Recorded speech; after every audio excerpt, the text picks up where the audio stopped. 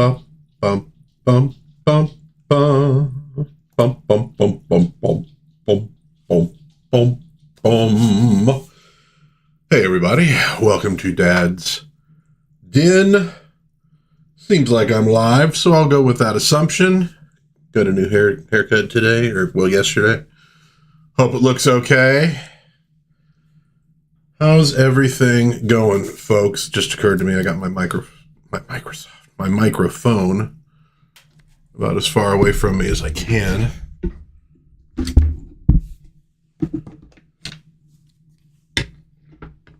I'll tell you what, I don't have a huge desk. So if I got any number of props involved in one of these live streams, it's crazy. Hello, Mr. Sushi Hut. How's it going? How's it going? Hey, I saw your comments on, I guess it was X, had to be X, about, the new Star Wars flick. So it's like you said it's kind of like a popcorn flick. It's kind of a fun, little action movie. You don't, think too deeply about the plot, but it's just kind of there for a good ride. So that's cool. That could definitely, be popular around this time of year. We'll see what they do with the Memorial Day weekend. That'll probably be the key for them. Very little substance, but fun. Yeah, and that's fine. I mean, the original trilogy got a little bit deeper as it went, and it got more into the story of, Luke and Darth being his father and all that other stuff. I call him Darth. We're friends. Vader's so formal. I just call him Darth. But if you get down to the first movie, I mean, that's mostly what it is. It's like there's not a ton of substance to it. It's a rollicking space adventure like old Flash Gordon. So, yeah, so there's nothing wrong with that for sure. Now personally, I'm not a Pedro Pascal fan. So, well, I'm not really all that big on the whole, Grogu thing either. But yeah, if they can make something that kids will have a good time with, more power to them. Really, I guess I'm not too worried about Star Wars as like an IP. To me, the original movie's standalone. They're the no matter what else happens, they are what they are. And I don't know. I mean, if you're like super into the fandom, then you care about each iteration because it all becomes part of a whole. And I guess I'm just not as much of a Star Wars fan as I was when I was a kid, with all the action figures and thinking about it constantly and playing Star Wars out on the playground. I guess as an adult, I'm not really part of the fandom. I just like the original movies, good memories about all that kind of stuff. And the newer stuff, if people dig it, I mean, because I didn't even really like the prequels. If people dig it, then that's their cool stuff to dig. And it doesn't ruin the other stuff for me if the new stuff isn't like to my likings. But pretty much dead, that's for sure. Yeah, I mean, it is. But like, Star Wars was once pretty much dead before.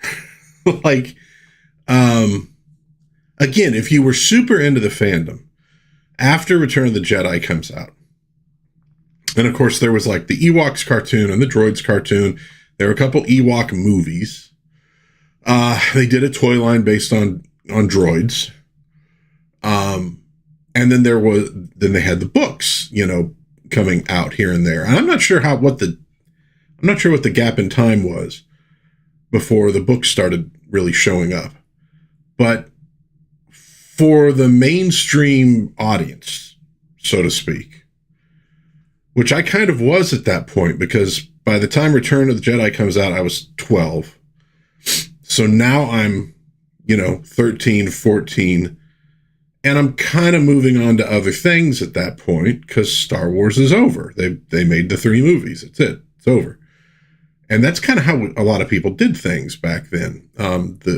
Not necessarily like the fandom, the geek culture kind of thing, but people who weren't as ingrained in all that, it's like when it's over, it's over. You just move on. What's the new thing? What's the latest cool thing that's coming out now? And I'd say for the vast majority of people, Star Wars at that point was essentially dead. I mean, it was over. It was over. What else? What else now? Not so for people who were in the fandom. It was very, very much alive, But so it sort of then comes back. God, how old was I? Probably in college, so that would have been maybe 7 or so years later.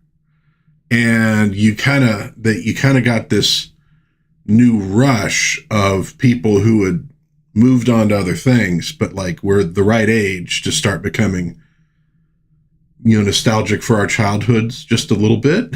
And so it's like, oh, Star Wars. Yeah. I used to love Star Wars. And remember they put out a set of trading cards that was really big. And then you started seeing a little more merchandise popping up, again, not like mail order where fandom was going after it, but like just popping up in places. And that, I think, kind of fed into the prequels. I mean, they did the re-release with the original trilogy that Lucas modified. And then you got like that kind of leads into the whole prequels. And all of a sudden Star Wars is like ever present. And I think part of that also is because at that point, geek culture was starting to become more prevalent. I think it was kind of like Gen X nostalgia plus I don't know what, but all of a sudden it was probably a little bit more, gone were the days if you were kind of out of grammar school where, you didn't necessarily want to advertise that you were into all the nerdy stuff, you didn't necessarily completely hide it, but you weren't like, hey, check it out, everybody, because that wasn't like the best way to get girls. But then I think once you get in, out of the 20th century or into the 90s at least, it's not that big a deal to be into geeky stuff. I think women's attitudes had changed. At least enough of them had changed that you could kind of be a little more outward with your nerdiness. Like I remember when Batman '89 came out. So I was definitely into comic books by that time. And I would wear comic book t-shirts to school, like to high school and stuff. Cause I just didn't care. Like I kind of figured out, yeah, I'm a nerd. So whatever, it is what it is. But other people didn't. And then Batman comes out in '89 and all of a sudden, like all these just regular people are wearing Batman t-shirts. Like all of a sudden it's okay to outwardly like Batman and be a fan of it again because of the movie. And that seems like it sort of kept on building after that point. And so that it wasn't, yeah. But before that, there was definitely an attitude of, well, you're not in elementary school anymore. Now you're in junior high. In junior high, you dress differently. You do things differently. You don't get like folders with characters on them. You get peachy folders, right? Because the other folders are for little kids, and now you're in high school, not junior high. You don't carry a backpack in high school around. That's for little kids. You carry your books under your arm because you're a man now. Your arm would be aching. But there were weird things like that of sort of like, nope, you've passed this certain point. That other stuff's for little kids. You don't do cartoons anymore. I'm sure a lot of people were, but you kind of like on the down low, yeah, I'm going to watch Thundercats. Hell yeah. But am I going to tell everybody at school? No, of course not. And I think that's broken down over time, so now you go to college, and you'll see, girls with Hello Kitty, backpacks. And it's like, whatever. It's not like a thing. It's just whatever. I like Hello Kitty. Doesn't matter that I'm in my 20s now, but when I was going to college, like you could definitely go, long hair, metal t-shirts. You can get away with some, can get away with a little bit of comic booky stuff, as a nerd. But it was just sort of like, but you don't, you're in college now. You dress a certain way, you do certain things. I think all that's broken down, which is probably good for the most part. But it definitely changes the demographic on a lot of stuff. Anyhow, I'm just like going off on a complete friggin' tangent here. Man, I don't feel tardy. Very nice, yeah.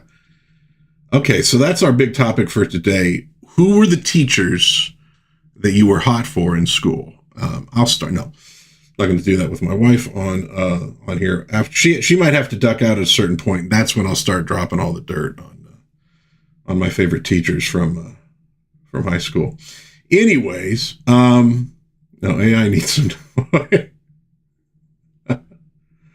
Okay. Oh, I had to clear tardy.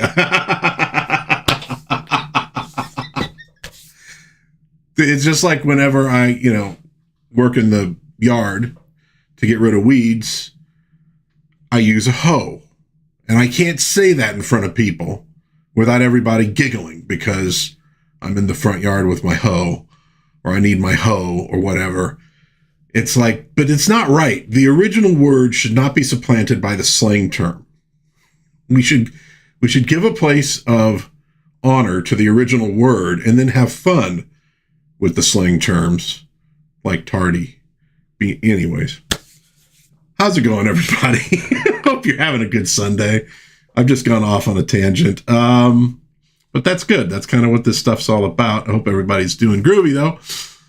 So let's see. What kind of news we got? Well, we were talking a little bit about The Mandalorian and Grogu. I saw Supergirl tracking, apparently for the same kind of opening box office as the Marvels, which obviously would not be super awesome. Although I don't know budget-wise how the two differ. But my read is they're either doing PR that's going to just hurt it, or they're doing PR because they know it ain't going to do well, and they're trying to get ahead of it, that it's everybody else's fault but the people who made the damn movie, which, to be honest with you, is not drastically new in Hollywood. There's a long tradition of blaming other people for a bad movie, or directors blaming the actors, or the actors blame the directors, because everybody's career is in jeopardy when a movie fails, and it's not the studio's fault, and it's this person's anyway. So that's not super new. Blaming the fans or the audience is a somewhat new wrinkle. That's a somewhat new wrinkle. Because obviously, if you're saying it's the audience's fault that this movie did poorly, it's like, well, yeah, I guess in a way, because they didn't show up.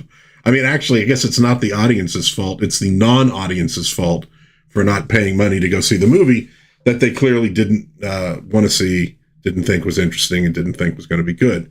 Okay, yeah, I mean, I guess technically that is their fault. It's also their right. But anyways, so we'll see. But it could be tough on this one, making their money back for Warner Brothers. I mean, outwardly, they're just full steam ahead on with James Gunn. I just got to think inwardly that's not the case. And I think the bonus they have at this point is they haven't gotten super deep into things at this point. Oh, he also got the lanterns thing, which I just, again, I think biggest problem with Gunn right now is that he's approaching things sort of as a longtime fan who says, well, we've done Green Lantern to death. Let's do something new with it. And it's like, okay, but for the mass audience, they haven't done Green Lantern to death. For the mass audience of normal human beings, the Green Lantern is dude who showed up on Super Friends once in a while long ago. It's Jon Stewart in the animated stuff that showed up later on with a brief glimpse of Hal Jordan in like one cartoon. So it's that kind of stuff. It's a movie with Ryan Reynolds that a lot of people didn't go see. That's it. The mass audience is not bored with Green Lantern. The mass audience barely knows anything about him, barely knows what he's all about. And this dude's coming in with like, hey, let's do a really weird version of this thing nobody knows anything about. It doesn't seem like the greatest plan in the world, frankly. It doesn't seem necessary. If you want to do a weird twist on a character, first everybody needs to know the character. Then you can kind of do the weird twist, because people are bored with the character now. But it's not the case with Green Lantern. So I don't know what's going to go on with that, but I have a feeling Gunn is not long for this world as the leader of Warner Brothers DC Cinematic Universe efforts. And I think the advantage, like I was saying, they're not mega deep into it now. I think they can still cut the cord. Like they don't have like with the Justice League thing they did before that they rushed, they're building up to a whole story with Darkseid. So there's maybe like, well, we got to see this through. We can't leave it. They haven't really done that at this point in a way. So, and they got a Batman movie at least in production somewhere along the line. So I think they're still in a place where they could pull back on this, go forward with Batman, who's your biggest star anyways, and, let Batman kind of recover and then maybe try again or something like that. And if they were smart, what they would do, assuming the Batman like sequel thing works, what they would want to do is then maybe integrate Superman into that and use Batman as your springboard for a wider DC movie kind of universe. That would be a way they could maybe go. But I think they need to get people who are a little bit more mainstream. I think the reason you could tell he's the wrong choice is because he thought this was all a good idea, which tells you that he may be creative, but he doesn't really understand the audience that he needs to bring into his films. And I think they looked at the success he had with like Guardians of the Galaxy and said, look, he got a mass audience in for Guardians of the Galaxy. Yeah, he did. Also, I think maybe he got kind of lucky on that one. He was going to do what he was going to do. Guardians didn't do well because James Gunn sat down and said, how do I bring a large audience into this movie? I think he just did what he wanted to do, and it happened to work with the audience and got a lot of people in. And it didn't hurt that it was MCU when MCU was doing extremely well and people were predisposed to go see one of those movies. I don't think he understands the business in that regard. He's kind of an indie fringe sort of dude. That's his thing. And that's cool. That's fine. But it's not fine for multi-million dollar major franchises that are supposed to bring in over $1 billion per movie. That ain't the dude. I think they screwed up when they hired him. They needed somebody who had a better understanding of those kind of movies and what they were trying to do. And then Gunn's the guy you bring in to maybe do something interesting on the fringe of that universe, i.e. Guardians of the Galaxy to the MCU. That's kind of where they needed to go. But anyways, that's just my opinion about it. One little bit of news I thought was kind of interesting. Kickstarter. So Kickstarter had started making moves against campaigns, and in this case, comic book campaigns are kind of what I pay attention to. That were, shall we say, a little spicy, perhaps. And some of that came from Stripe, which is like a payment processor, saying we're not going to do this stuff anymore. Interesting place for the censorship to happen. It's not the first time. This is where the censors try to go. They put pressure on things like PayPal or Stripe or the credit card companies to shut down transactions they don't like, because at least in the United States, it's illegal to try to shut down the free speech angle. So they try it from this other direction. And I think that they're yeah, the government might have to get involved in this at some point, and they won't.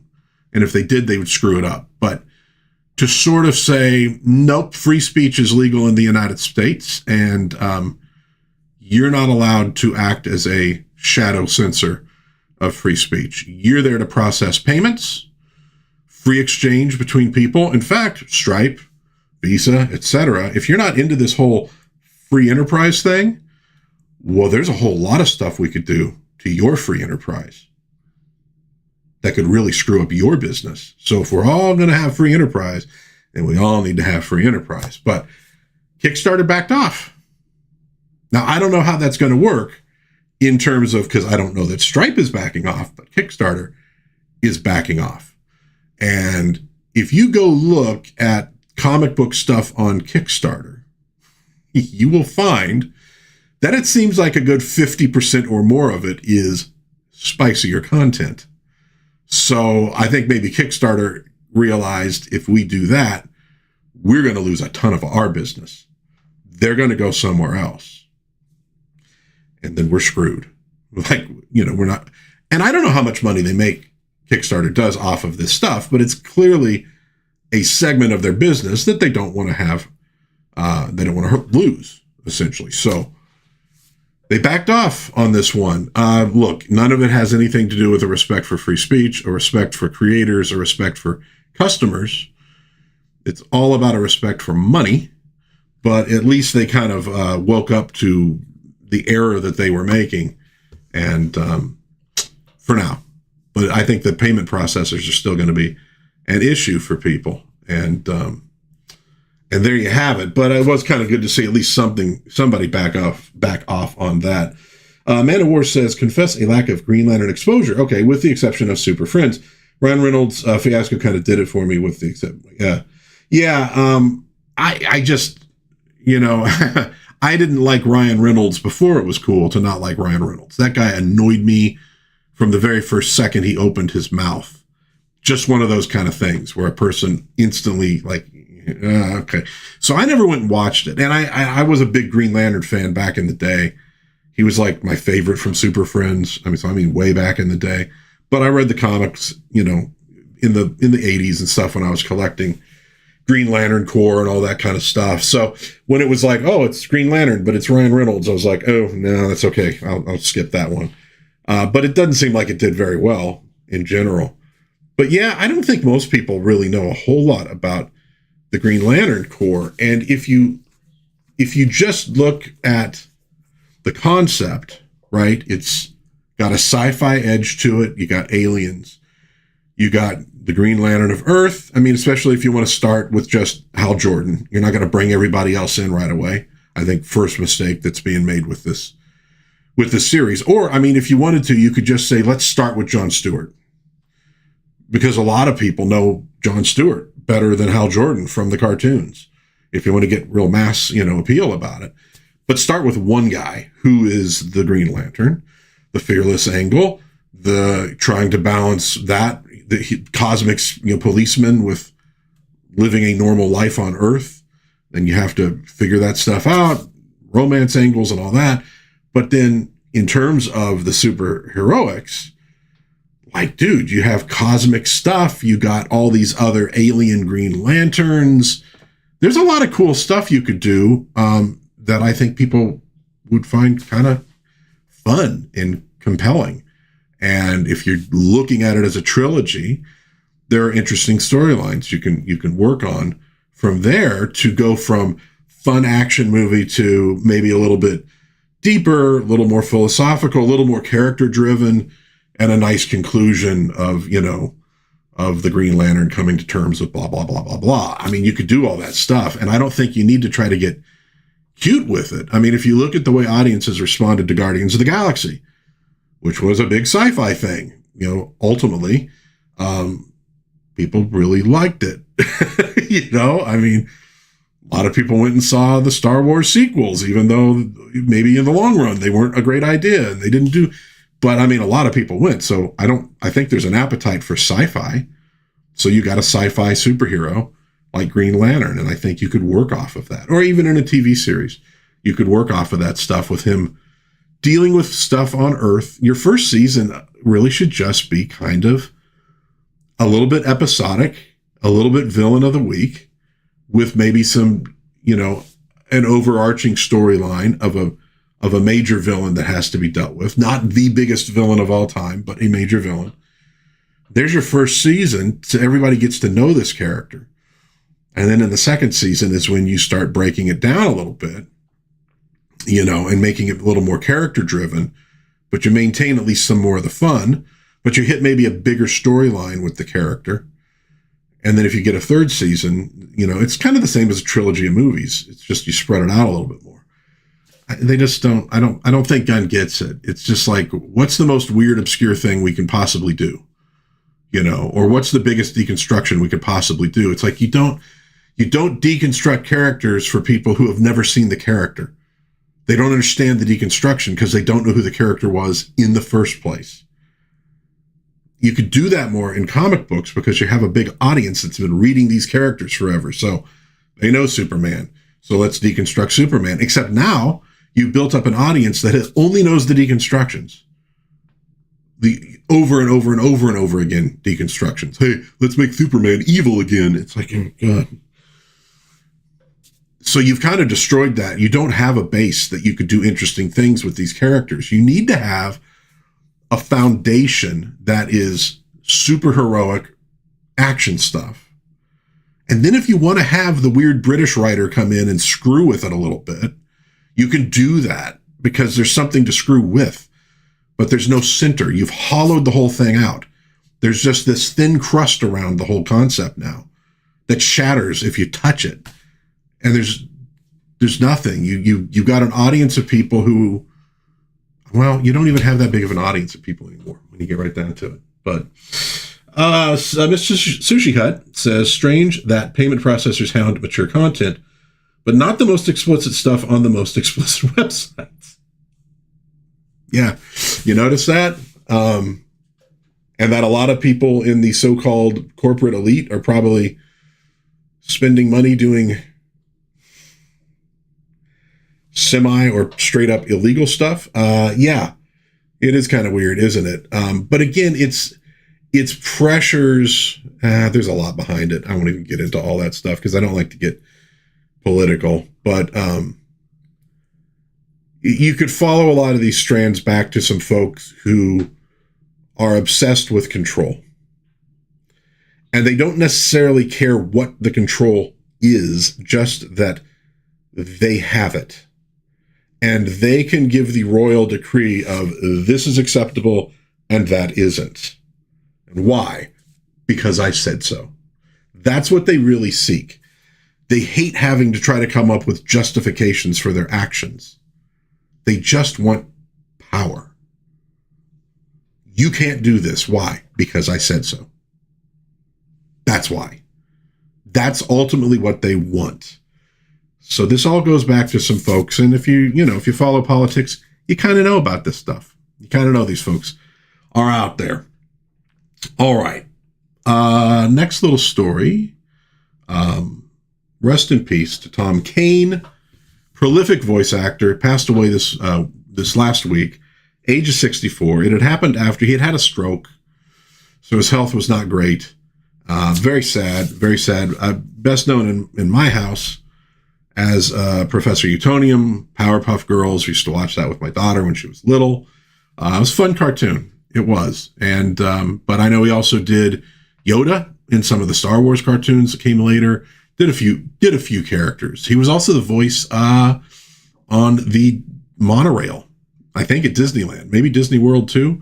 They had him doing the voiceovers for the monorail. I guess I haven't been on the monorail for a long time, but I suppose kind of the tour guidey stuff. So God bless him, though. God bless him. God bless him, and Godspeed. And very sad. 64, man. That's way, way, way, way, way too early. But hey, he made his mark. There is at least that. And but I mean, it's cold comfort to the people who knew him best and loved him that are going to be without him now. Sadly. Man of War says, agreed with Mr. Sushi Hut, tying ourselves to the electric Ouroboros for the sake of convenience, is reaping some of the foulest results. Someone told me cashless was the way of the future. Yeah.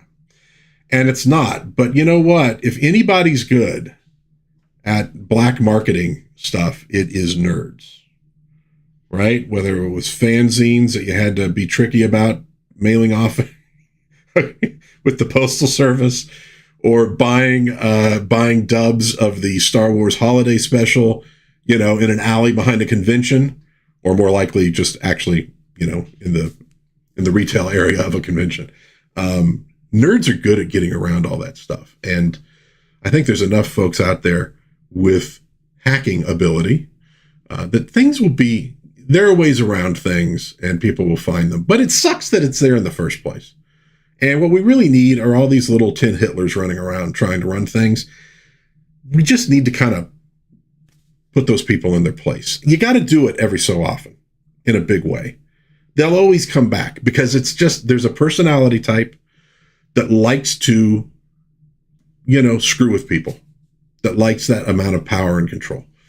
They've always been around. They will always be around. You'll never get rid of them completely.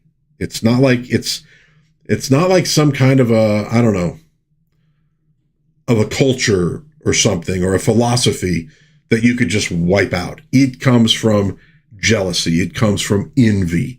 It comes from being unlikable, so that it makes you angry that other people are happy.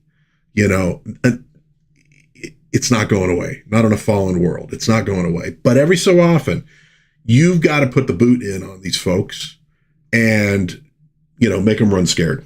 And we're at a phase right now in Western culture for sure, but I think global culture, where it needs to be done. These people need to kind of, metaphorically get their asses kicked. So the rest of us can be free. But they'll still be out there, But just, hey, you know what? If technology is the way they're trying to clamp down, let technology also be the way that we get around all that stuff. There was that story about a guy who used, one of the AI things to grab a whole lot of, knocking my camera around, grabbed a whole lot of data from the Mexican government that he shouldn't have been able to get to. And the story is, and I don't know, man, if this is anecdotal or real, the way he got the AI to do it, because it's like, I really can't, was to just keep asking it. Like, I don't know for how long, for a really long time. Do it, please do it, please do it, please do it, please do it, please. And it finally kind of just did it. Because they're sort of designed to be, agreeable, I guess. Maybe he just found a clever way to do it. Point is,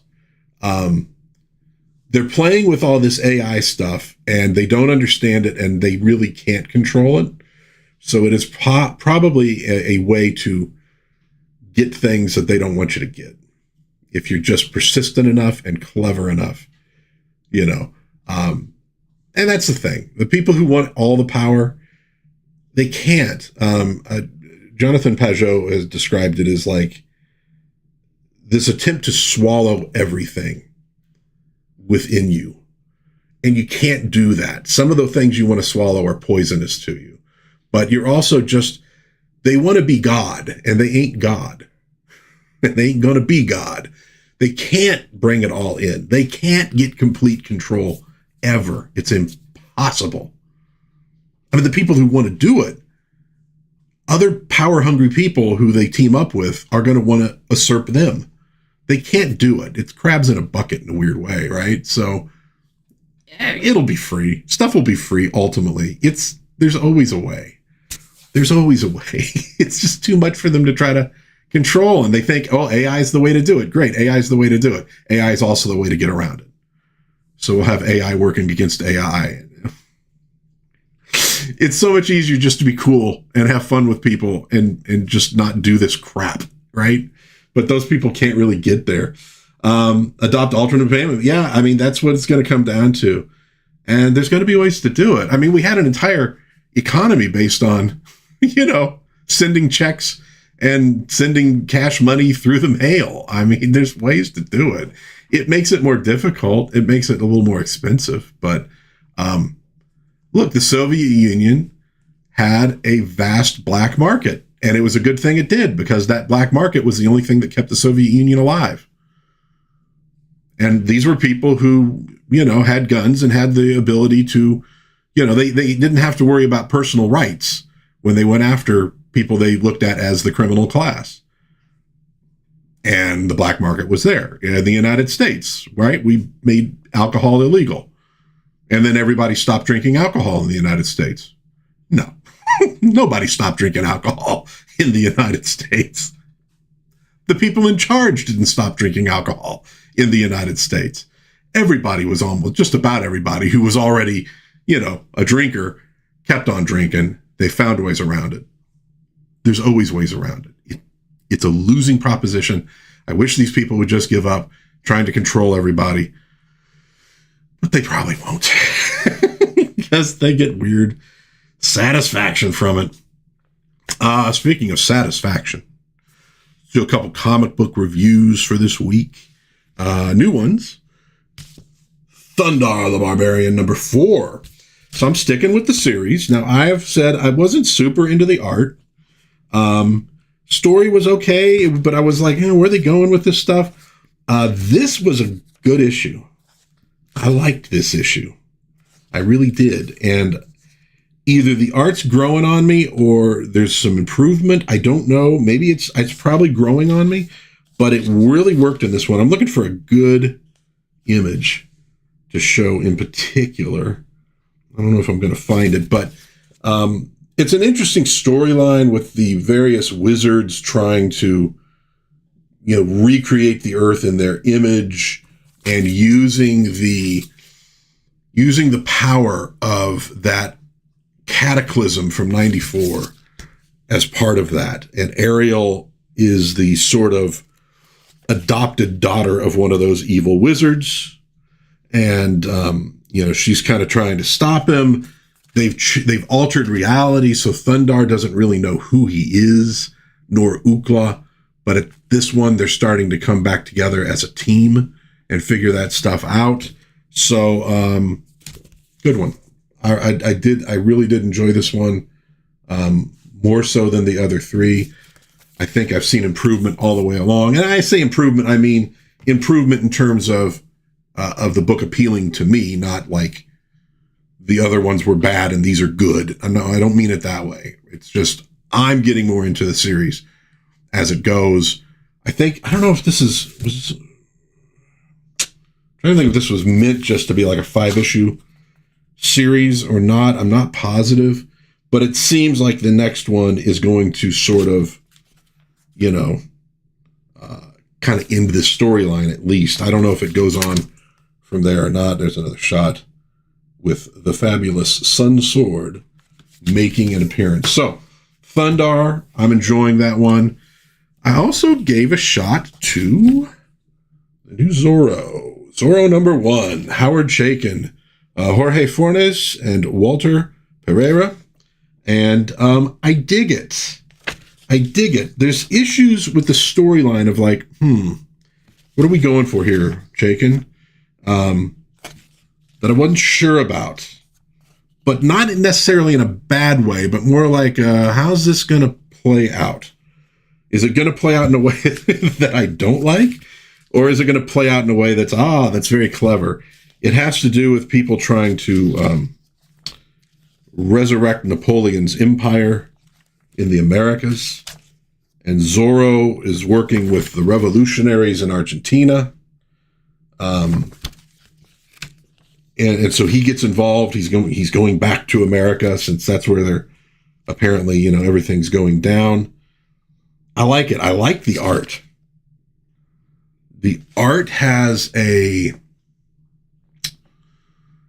I don't mean this like exactly in terms of stylistically, but it has a vibe of Joe Kubert and Alex Toth and those dudes. I really dig it. I really do enjoy the art in this one. There are places where maybe I don't necessarily love the way the panel's laid out, but generally speaking, I really dig the art. Good character stuff. And you get in the back of it a little taste, a special preview of Zorro's Legacy by Abnett, Aaron Lopresti, Ryan Pereira. This is sort of a Zorro in the modern age. Golly, there we go. I'm getting all twisted. And there's a couple pages of Aaron's artwork. Big Lopresti fan. Wraith of God is awesome.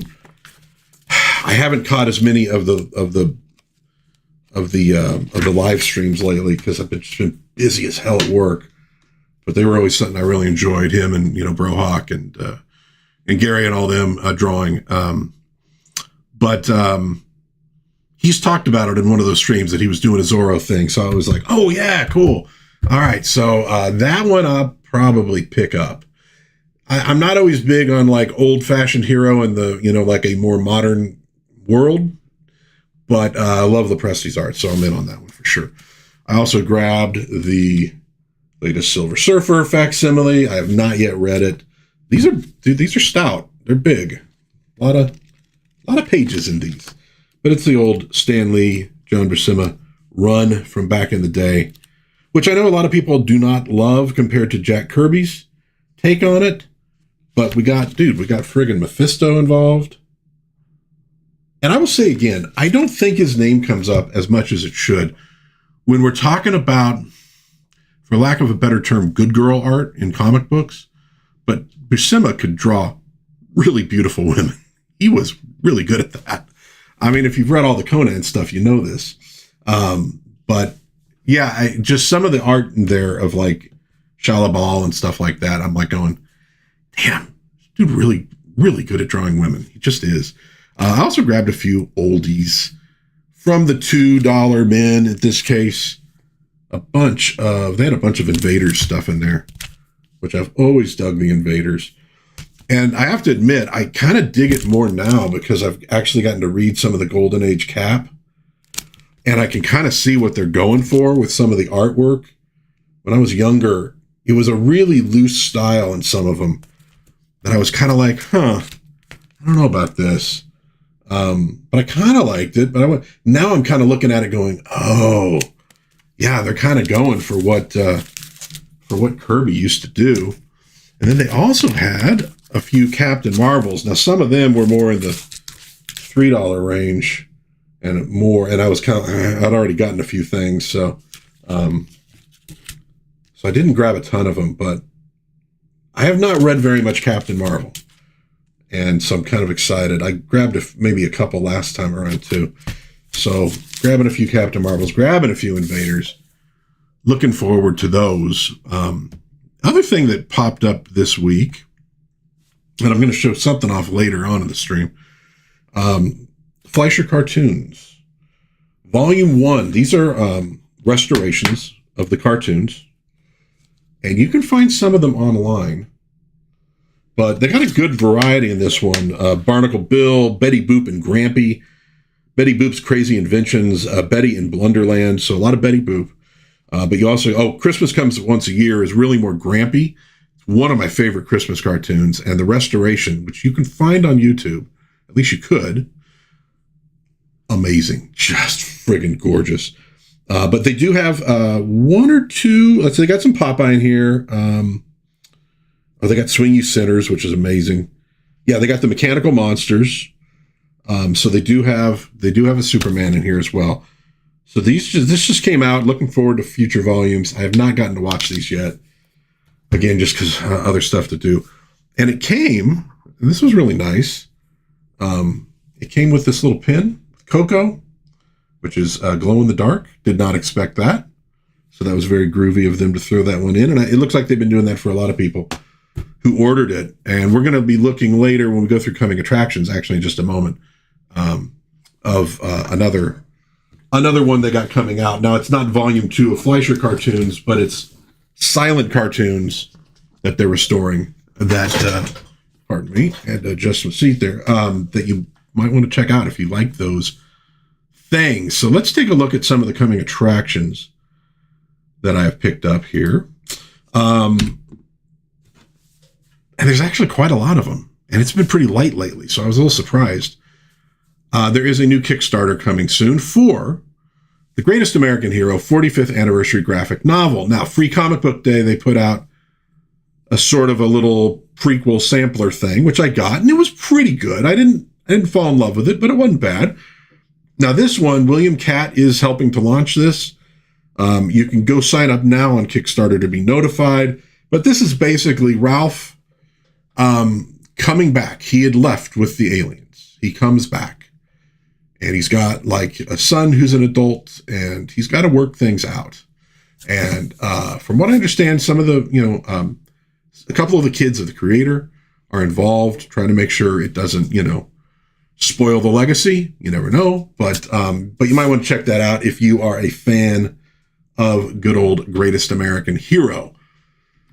This might be a blast from the past for some folks. This is niche. And I only stumbled on this because I was looking for something else on Kickstarter, I believe. No, Indiegogo, on Indiegogo. The Justice Machine. This was an indie black and white, or we maybe say small press comic in the 80s from Mike Gustovich. Probably one of the first like small press things I ever remember buying. It's a weird storyline. This is a superhero team. They come from a different dimension. They come from essentially a sort of tyrannical world, hunting down rebels. They end up on Earth at some point. But it was just sort of like, dude, action figures for the Justice Machine. That is like, that was a surprise. Now, these I think are maybe mock-ups, but they look pretty darn good, honestly. And so these are going to be 1/12 scale action figures. It is an upcoming Indiegogo campaign from Replica King. I don't know how well this is going to do, but depending on the pricing, I might back it just because it's like, whoever would have thought. But if you don't know Justice Machine, I'll be honest with you, you can probably find, if you're hunting around local comic shops, and you can probably find it in dollar bins. That's where I found a lot of that stuff recently. I bought a few of them just to sort of reread them. It's an odd storyline, but it's pretty cool. And it's, again, small press 80s when they had that sort of little revolution in black and white comic books for just a little while. And it's the same thing. You got like, Fish Police, what's coming from that. The X-Thieves, I talked about them on here before. It was that kind of stuff. So it's one of those things where you're like, I can't believe that actually exists or may exist. So if you're a fan, man, you might want to check into that one. They're going to need all of their fans supporting it if this thing is going to probably happen. That's my guess, because there's not a lot of mainstream knowledge of the Justice Machine. Toy Robot Video is releasing a 4K Masters of the Universe, the original film, with apparently never before seen footage that has recently been dug up. Don't know what that is. Don't know how much it is. It could be an extra 10 seconds for all I know. But if you're a fan and you want a 4K, might as well get that one with a little extra footage in it. It'll be interesting to see if this makes more of the rounds with the new movie coming out, which I'm still a little bit, I don't know, man. I've been looking into things, leaks, rumors, the people who have already seen it. Some of them make it sound like it might be a little bait and switch, but it's hard to nail it down. Others make it seem like it's definitely not a bait and switch. My wife was just telling me that The Darkness has a song in it, which I'm like, I dig that, because I really enjoy The Darkness. Brian May has a thing, so, a song with some other people. Could be cool, man. I don't know. Like, I would really love this to be the new one to be a big, stupid, fun action flick, eat some popcorn, have a good time. But some of the people talking about it, you're going, what are they saying? What do they mean by that? Oh, God, please don't screw it up. Just make something fun, for God's sake. So we'll see. I don't know. I'm still like going, do I want to just say, screw it, I'm going to go opening day because why not? It's not that expensive and I'll talk about it on a stream. Or do I want to like wait and see what a few people say about it? Because I like to give good reviews. I like to review things I like for the most part. I don't like trashing stuff. It's not that much fun. I don't want to go watch it and hate it and then have to go, yeah, it was terrible. I'd rather at least think that I might like it. You know, it's other people's reviews, so you never know. But I'd at least like to think that I might enjoy this thing, and let's go see. Have that frame of mind. But we'll see.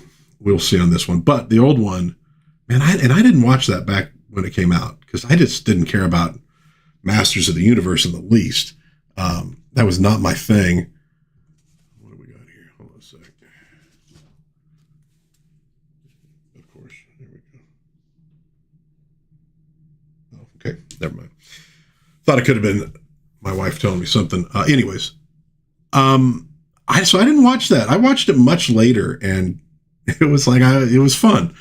It was goofy and it was fun. It wasn't very Masters of the Universe-y, but it was a lot of fun. So hopefully we'll get something fun with this new one. McFarlane has a new Superpowers wave that you can order next Tuesday, so just a couple days from now at noon Eastern. It is exclusively at Entertainment Earth. Boy, I love exclusives because they're hard to get. And it's going to involve Supergirl. It's going to involve older Hal Jordan Green Lantern. It is going to involve Eradicator. I don't know anything about Eradicator. Cyborg Superman. I don't really know anything about him. Adult Robin and Power Girl. And the Power Girl I might actually go for because I was trying to collect the Superpowers figures that were in like Justice League International. She was in Justice League Europe. So I might go for Power Girl. Don't know about the others. The price has gone up on these things. And you bring the price down a little bit and it's like, what the hell? You bring it up a little bit and it's like, well, I don't really need that. I could be tempted on Supergirl. I could be tempted on the Robin figure. I think if I had to buy two, I'd probably be Power Girl and Robin. But we'll see. We'll see. But it's also an exclusive on Entertainment Earth, which means who knows. I haven't had trouble with Entertainment Earth, but I do have trouble with McFarlane when they try to do exclusive things. They post the wrong link. They're kind of a mess, you know. They really are kind of a mess. There also now is coming new Power Rangers figures. Now, again, that's one that I was like in high school, I think, when Power Rangers showed up. I can remember seeing an episode or two, kind of, laughing about it. But I wasn't one of the kids who was into it the way I was into Star Wars when I was little. But this is up for pre-order at Big Bad Toy Store. The 5 originals and the Thundarr Megazord. The individual figures are $52 a piece. $52 a piece. The Zord is rocking in at $420. So, this is a commitment. If you're going to buy the whole shebang, you're getting probably maybe you get free shipping. I don't know, but you're getting probably pretty close to $1,000. And again, I'm not enough of a Power Rangers fan. I'm not even a Power Rangers fan, I guess, when you get down to it. I just watched a couple episodes.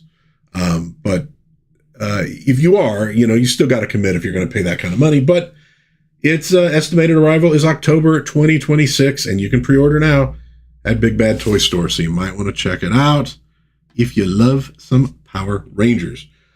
Manowar says, Avalon Hill cured me of those with that Hero Quest exclusive disaster. Yeah, you told me about that before. I know, man. And like Gangbuster, the McFarlane Gangbuster, I was like, I want to get that one.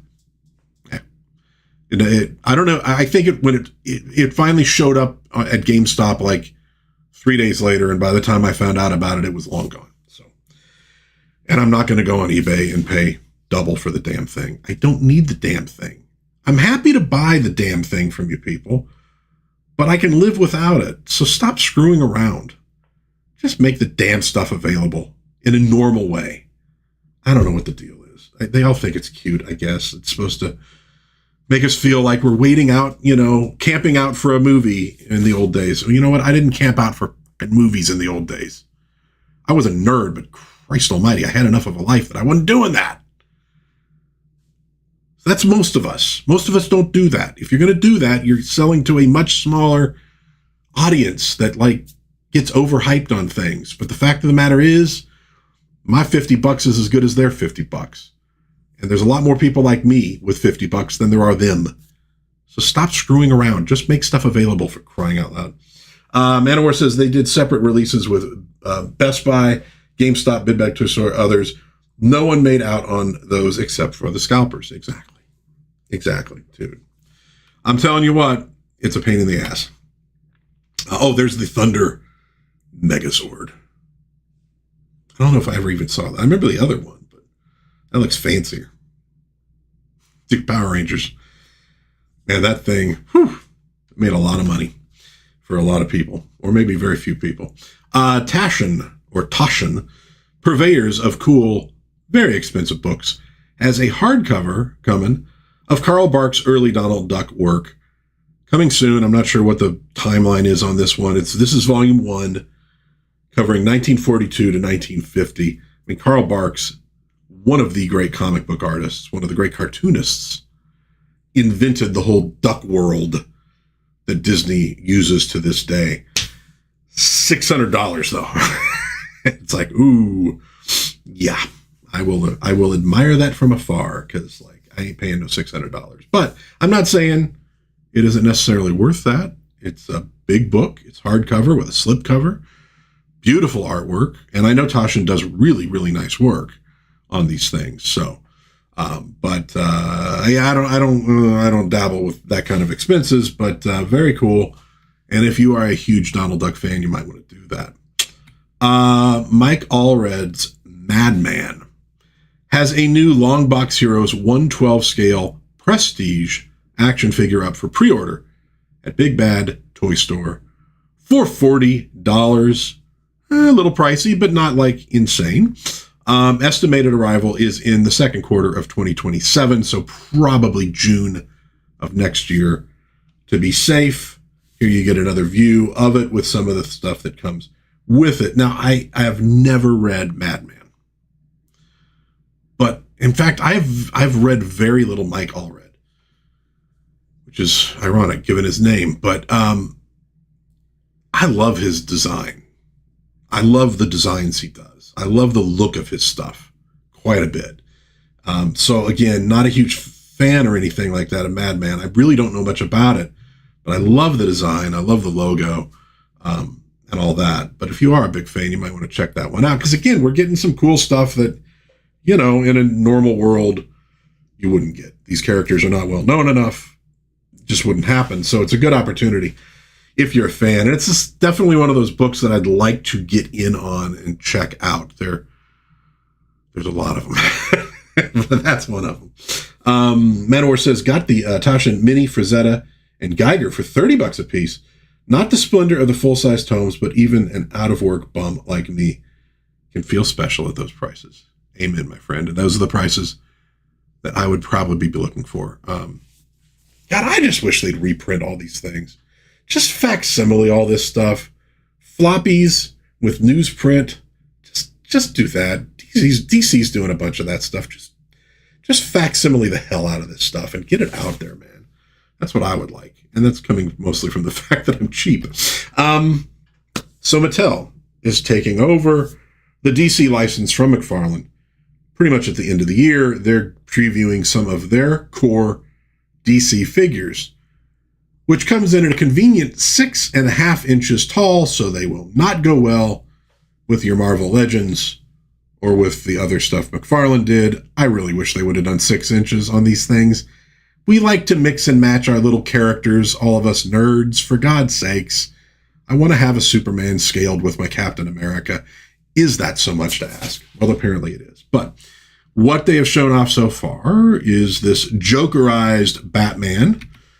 We got a Superman figure that frankly looks pretty good. And now you got the thing on the sprues. I don't know that this stuff would come on sprues when you buy it. It just may be sort of, this is the mock-up for what it's going to look like and what that's going to look like. But there is some stuff that comes with it. I see chains. Is that like a girder? Yeah, it looks like a girder that he's maybe bending or about to break. So there's some, cool stuff there. We got a Batman all in black with the little outlined thing. Not really my kind of Batman. We got John Stewart Green Lantern, and that looks pretty darn good too, with all sorts of goodies, obviously in green. So I guess those would be like energy constructs. And it looks like maybe like a breastplate and a couple gauntlets. So maybe kind of a armored Green Lantern thing. And there's going to be a 3-pack with a slightly more traditional Batman, Man-Bat, and one of the redesigns on Nightwing.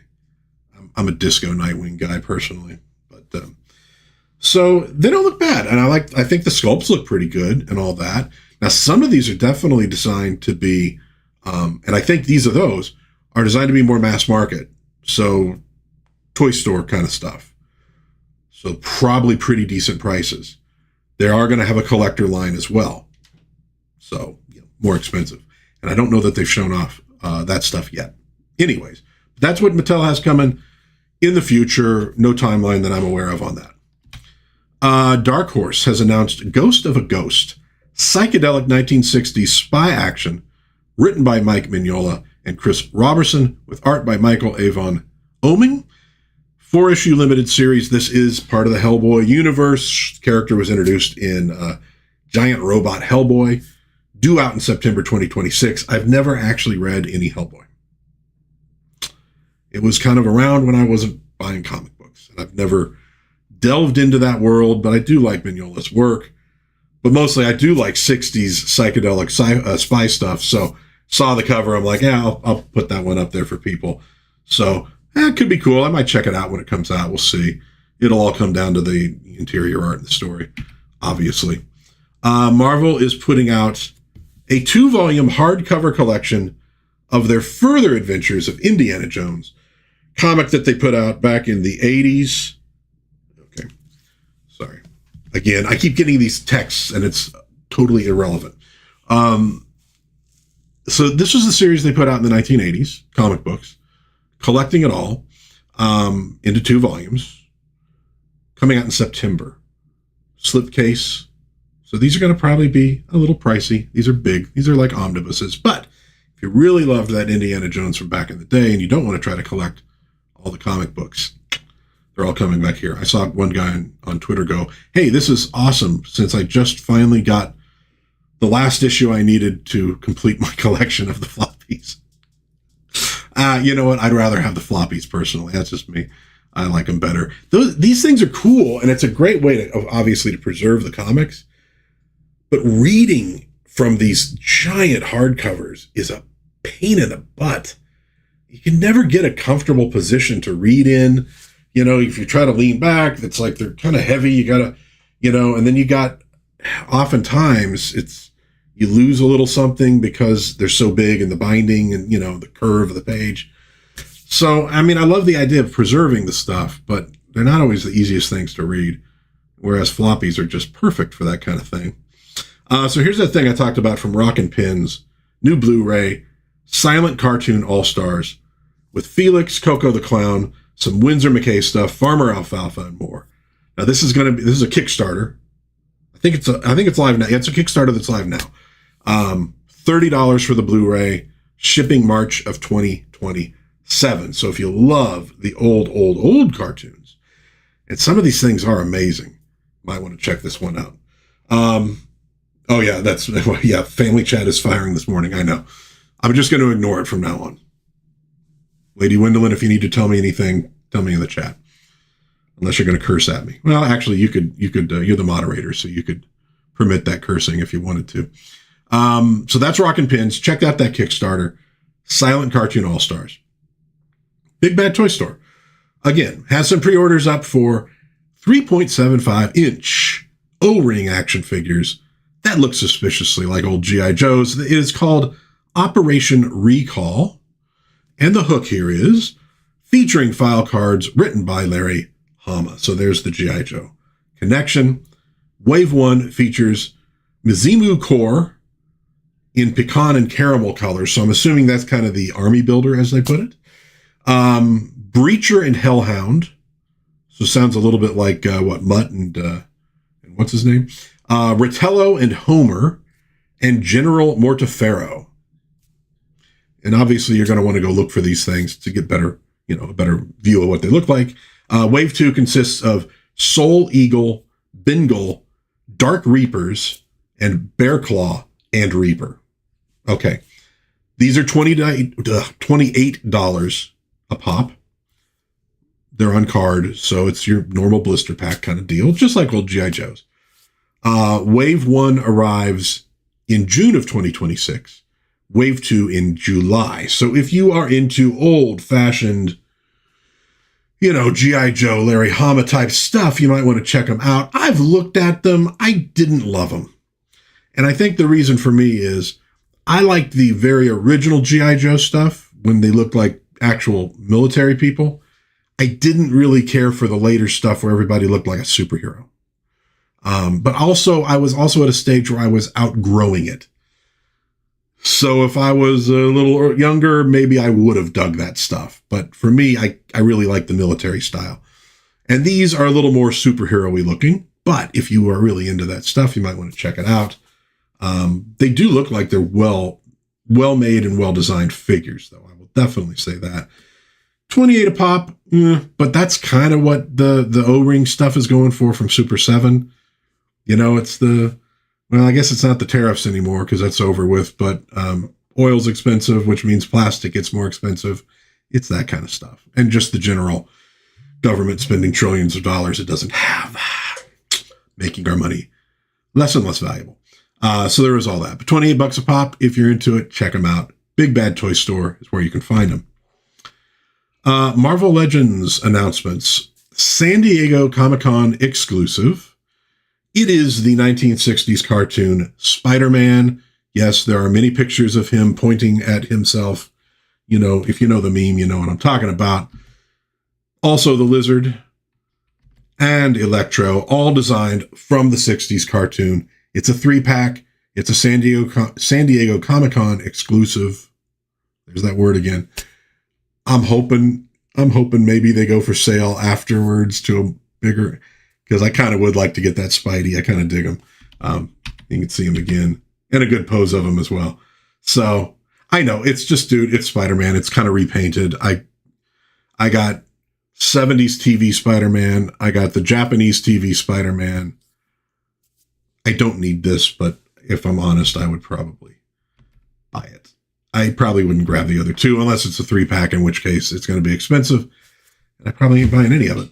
Archie announced their next facsimile, Laugh number 166, which features the Beatles on the cover. They've also got the image of Veronica and Betty there listening to the record player on a t-shirt, which I got to admit I'm tempted to snag. It's pretty cool looking. But and you see Mr. Lodge in the background imagining actual Beatles because he hates that music. He hates them. But poor Mr. Lodge, because if you think about it, his daughter's been a teenager for,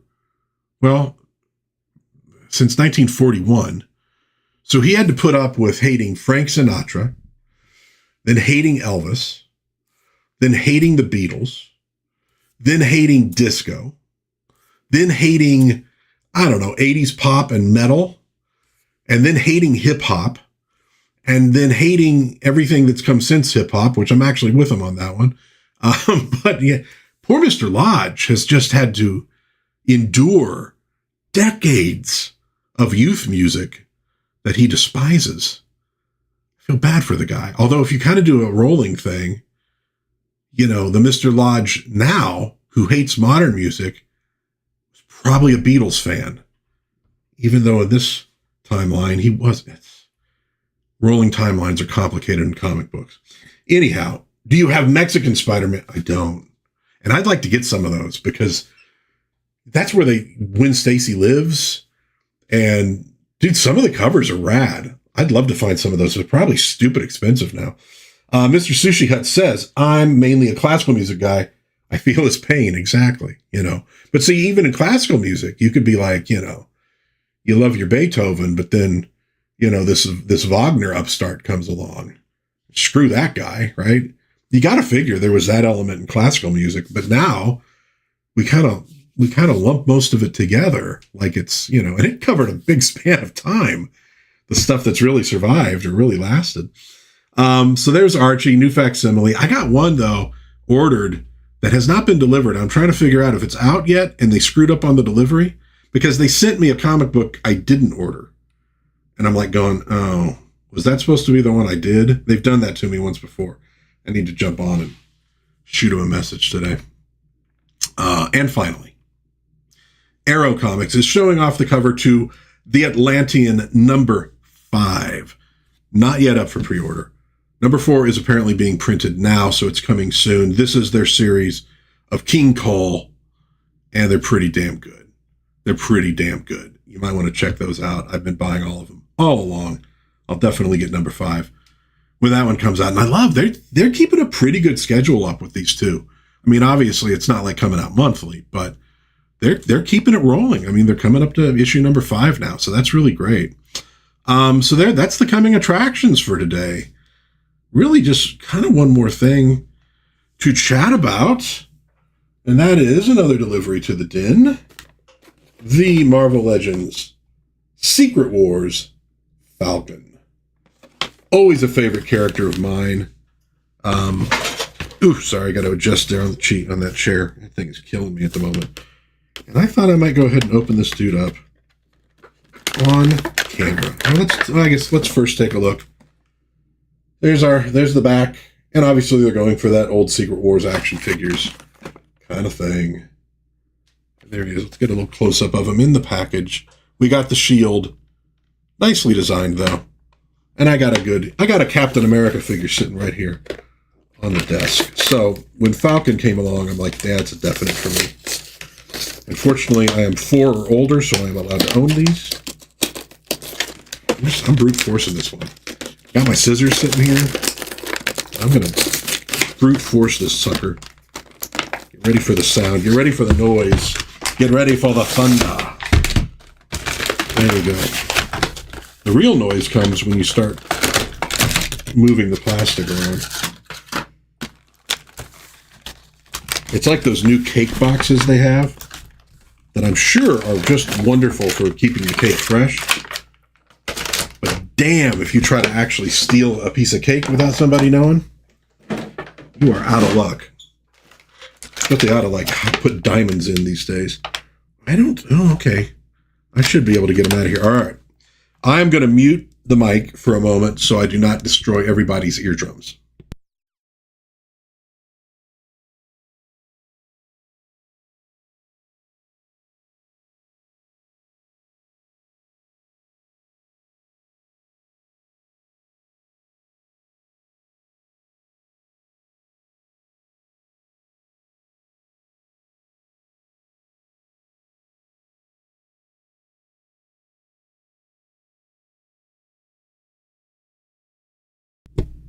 All right, I think I am back on the air. So, Falcon, and I grabbed his wings. Okay, so those do look like they fit onto, they fit onto the arms for sure. Okay. All right, cool. I guess, although I don't know if that's going to make it difficult to pose him. That might be tricky. I might leave him off for the moment. Let's see if can I just do one?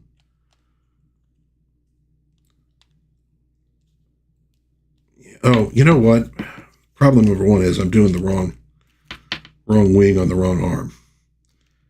There's issue number 1. Get that one in there. Get that one in there. We're just going to put one wing on for the moment. Okay, so here we go. There's a wing on the arm. You'd probably have to play a bit with getting that to work. Can we get it to come on? Focus in, baby. Focus in on him. Well, that's about as good as I think I'm going to get it to focus at the moment. There we go. You see they got the basic old school red costume. I know that's not his first costume, but the old school red costume. Looks like they did a good job on that one. Let's get him over here with Captain America, since I have Cap handy. There we go. There's the guys. There's the pals, who seems like they fought all the time in the comic books, because that's what they do back then. But all right, so I'm pretty happy with that. I basically focus on the characters that I really love. So so we got the 2 wing pieces. We got these additional smaller wing pieces. I guess that's supposed to be more like when they're folded up. And we got his Falcon, of course. I'm trying to remember the name of them. We got the shield, the lenticular one. So you got that cool. God, dude, you could sell that stuff endlessly to us when we were kids. Endlessly when we were kids. And we got a couple hand change outs. So when he's flying. So there we go, folks. A quick little look at the Falcon. Let me see if I can do this. We can get him in a little more closely. Golly. I think they did a good job on the sculpt. It feels like the old comic book character. Another great character that I think has suffered a little bit in the movies. I don't think they needed to go the Captain America route with him. I remember when I saw the first movie Falcon was in, I remember afterwards, chatting with my wife, daughter, I was like, I'd be down for a Falcon movie right now. Because Mackie was very charismatic in it. He was fun, good character. I'm like, yeah, that'd be cool. They should do a Falcon movie. And we finally kind of get it. But I think it's more than anything else, it's a victim of the fact that the writing is just not up to snuff in the DCU in general. And they don't really let the directors direct anymore.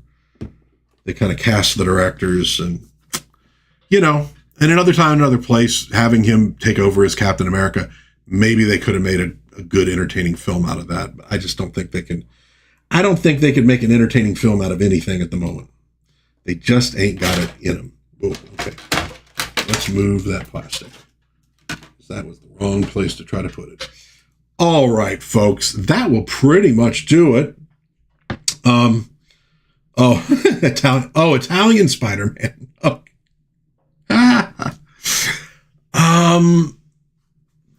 God, I know what you're talking about. Yeah.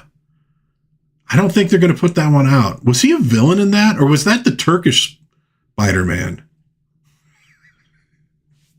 I just love that through a lot of the world, the whole concept of, intellectual property is just, you don't own anything. We'll do anything we want. You're just going to take it. And they just don't care at all. You got some interesting stuff. Okay. Slipping. I see. To get Dutch bros. Mm-hmm. Yeah. That's the kind of loyalty you get from your wife these days. Very, very sad. Also means, though, Man of War, she's not going to be able to approve any comments. So don't say tardy. Don't say ho. Definitely don't talk about your hoe being tardy, because that is going to be right out. So I think that will do it, though, for today. Coming up this week, assuming I actually make these videos, which I intend to, but I need to make them today. Thor number 356 will be on Monday as part of our Mighty Thor Mondays that we're doing all year long here. I say we, and it's just me. I don't know why I'm saying we. My staff, my big staff that I have of people. On Wednesday, I'm going to have a review of Night Riders, 1981 film by George Romero. That is not what it seems like it's going to be if you're just working off of the poster or like the tape cover box. Very interesting little film, which I rather like. And on Friday, I'm either going to have a video about the Golden Age Catwoman, because I got it prepped quicker than I thought I was going to. Or I'm going to do the Dungeon Master Guide video. I was reading through it last weekend, and I'm like, God, there's so much here. And I feel like I need to organize what I'm doing on it a little better than I usually do, so I don't miss some of this stuff. But if I have time, I'm going to do the DM guide. If not, it'll probably be happening the week after. It's definitely happening soon, because there's so much good stuff in there. And so many little rules that I know I didn't even know about when I was a kid, because we didn't pay that much attention.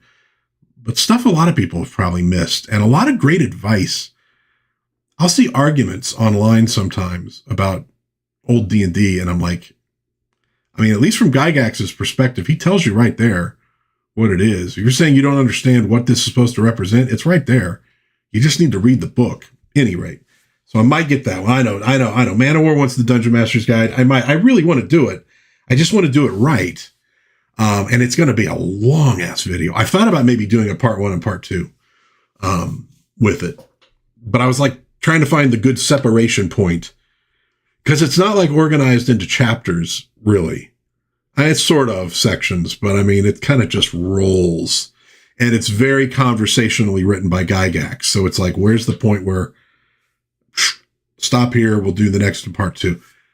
I definitely want to do it. So we'll see. Tomorrow is when I'm going to sit and do a few Thor review videos. And that's where I get my camera pointing down. And that's the format I do the DM's guide in. So maybe tomorrow, since I got the day off, I will sit and do a couple Thor videos and DM's guide. Today, I'll probably try to do Knight Riders and Catwoman, so I can get a little ahead of time. But at any rate, I'll have some nonsense for people to watch, but that's coming up this week in Dad's Den. Thank you, everybody, for being here. Man of War, Sushi Hut, Lady Windolin. Oh, already watched Daddy rolled. Rolled a 1-2 hour. Yeah. He I know long works for the D&D stuff for sure. But then this last week, I did the Men into Space review, which was like about a little over 10 minutes. And I did the Black Cat one that was maybe a little over 10, 15 minutes. And they both did really, really, really well for me. You know, my videos don't do massive numbers usually anyways, but for me, they did pretty darn good. Sometimes the short stuff does great, and sometimes the long stuff. It's like hard to say, but at any rate, thank you everybody for being here, for watching. Obviously, we're going to keep this one up. So if you watch it later, thank you for watching as well. I hope you have a great Sunday. Hope you have a great Memorial Day. God bless all of the men and women who have fought for this country over the years. It is still well worth fighting for. And you could fight for this country in ways that don't necessarily involve, missiles and bullets and stuff. Love this country. Love the ideals that are behind this country. And let's fight and defend them. So God bless everybody. Please be kind to one another. Have a little bit of fun out there. And I guess that is really appropriate for Memorial Day. Me and Cap and the Falcon all bid you a goodbye. Have fun, guys.